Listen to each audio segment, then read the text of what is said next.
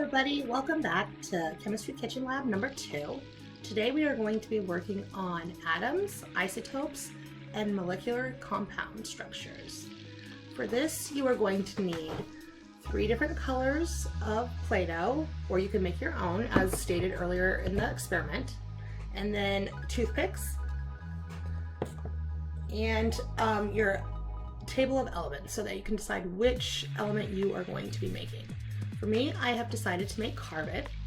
We know that carbon has the atomic number of 6, meaning that it has 6 protons, 6 neutrons, and 6 electrons. So I've chosen green for my neutron, white for my proton, and black for my electron. To start building the nucleus, we are going to stick 6 protons and neutrons together to form a ball.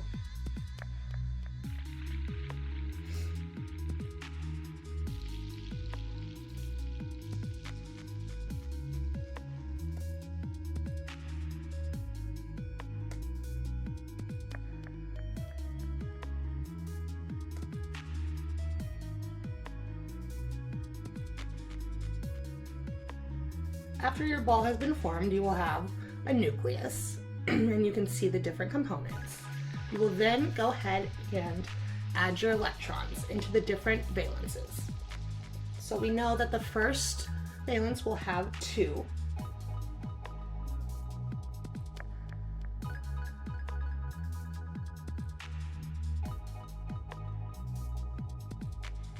And then the second will have 4.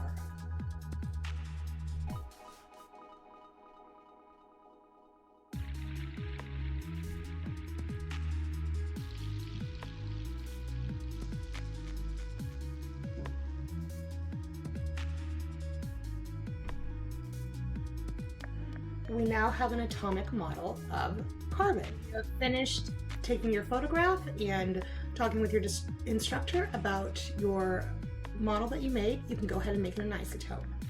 You do that by simply adding whatever neutrons make an appropriate isotope for it. So for carbon, I will add another neutron to the nucleus. After that, you will take a photograph and make sure that you add it to your exam number 2.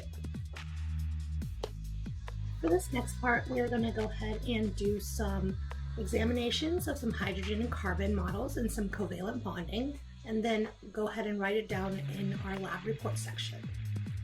So to start with, I'm letting black represent hydrogen and white represent carbon, and we will start by putting a bond between 2 hydrogen atoms.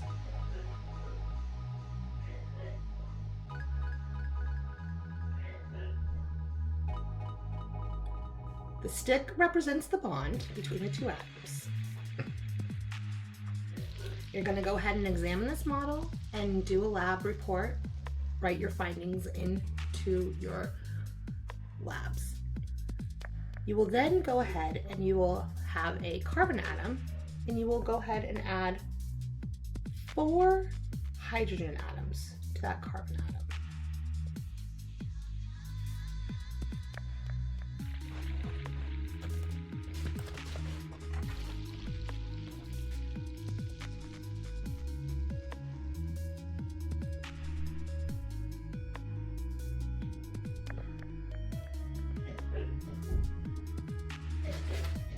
Your model will look like that.